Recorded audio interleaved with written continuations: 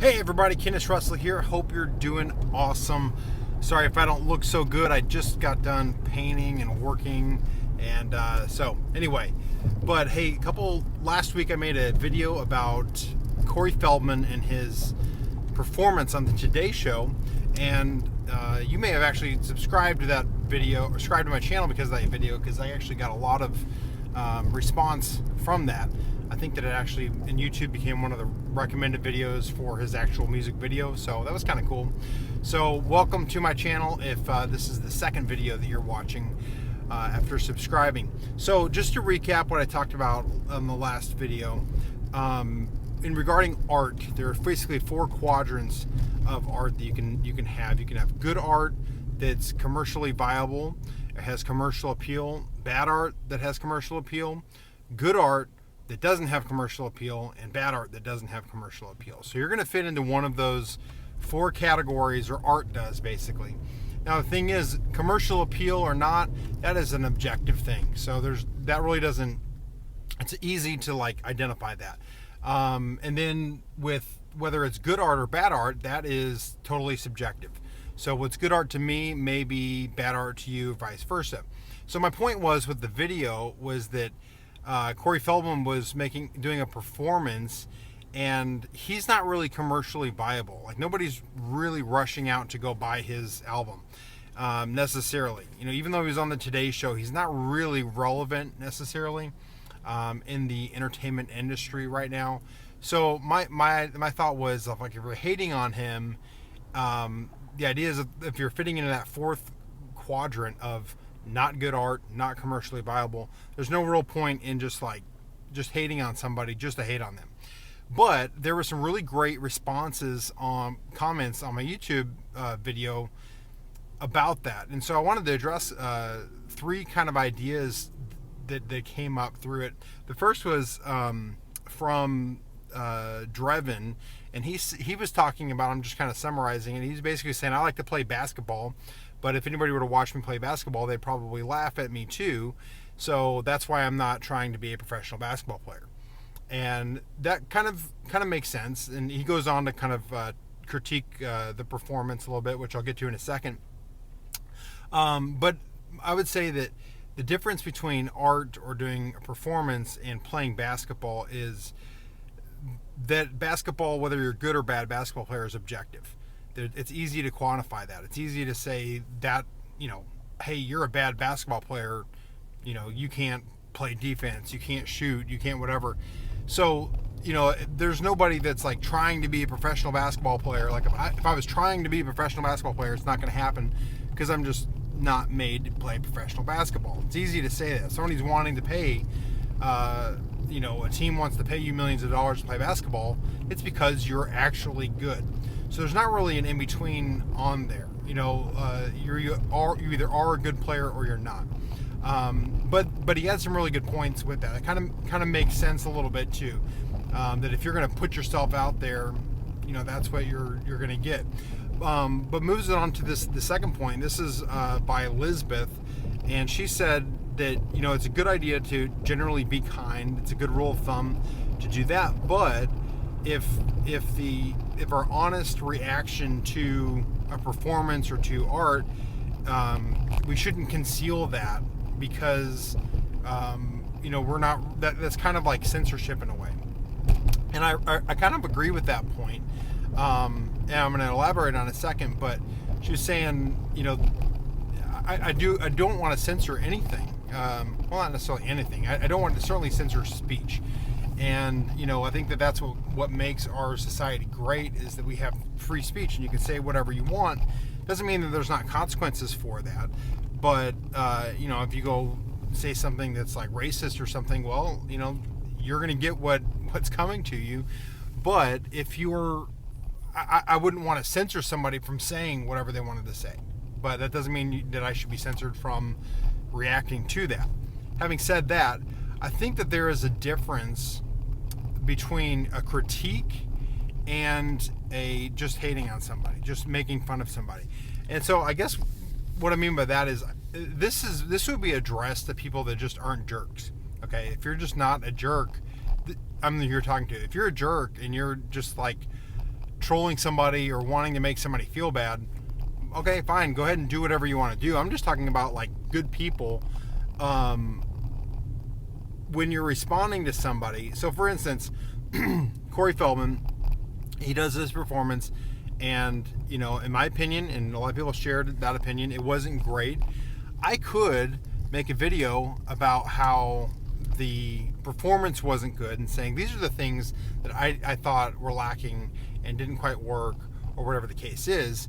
And I could even say like, man, like, oh, this is just really, really bad, and that's totally fine.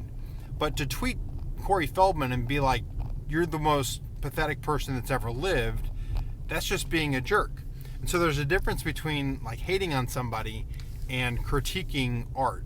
I think it's okay to go into a art gallery and say, this piece doesn't really do anything for me. This piece lacks fill in the blank.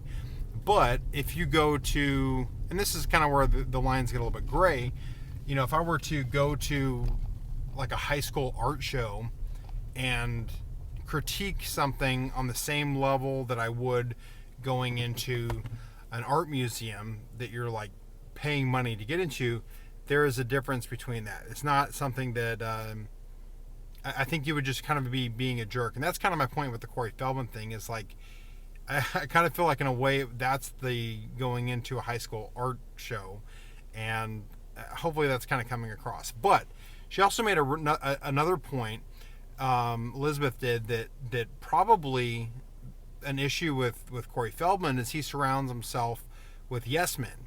And so it was like a shock to him to actually hear something negative about his performance. So he's like always got people in his life, and this is totally assuming things, I don't know.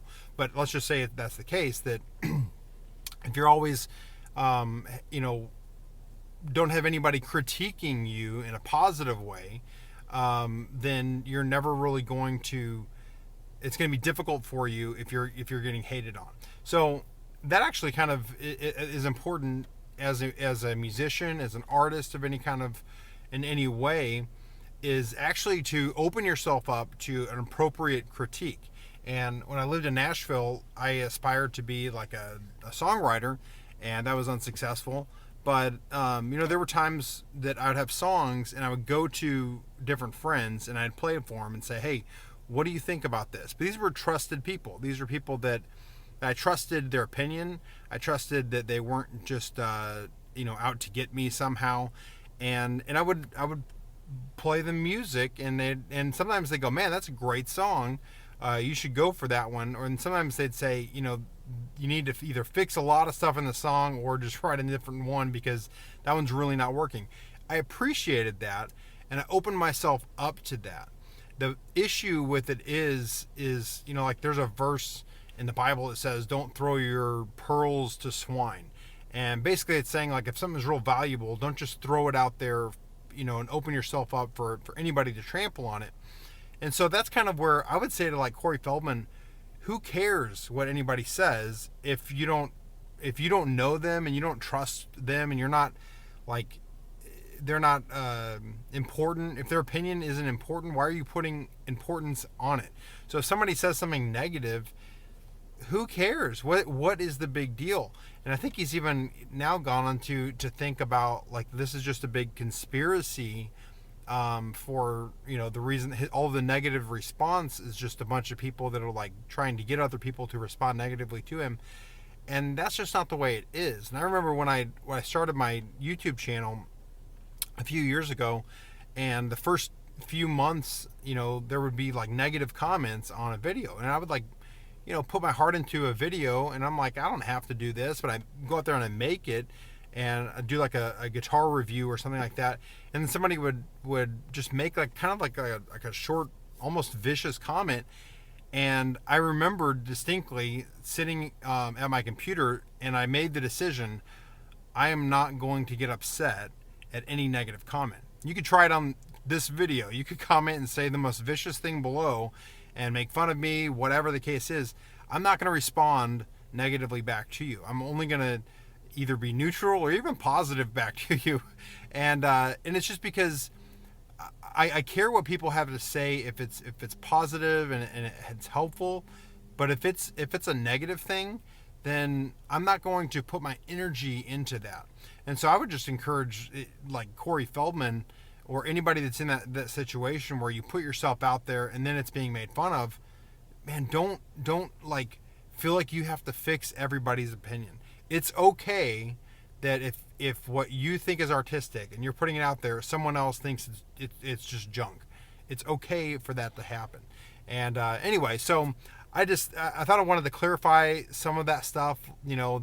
That I think that there's a difference between critiquing and just making fun of somebody, and also that you should have the right. Everybody should have the right to make a critique, and I actually don't think there's anything wrong with that. My point to the first video was like, there's no reason to just hate on somebody, just to hate on somebody. And then finally, just to not let people get under your skin, no matter what it is. Don't let people get under your skin. So anyway, Kennis Russell out. Like I said, if this is your first time watching one of my videos, or this might be the second time you're watching one, appreciate you watching it. If you stuck around this far, it's like 11 minutes into this, you probably liked it. So if you did, please get a thumbs up. That would be very, very helpful. And I'll see you in another video.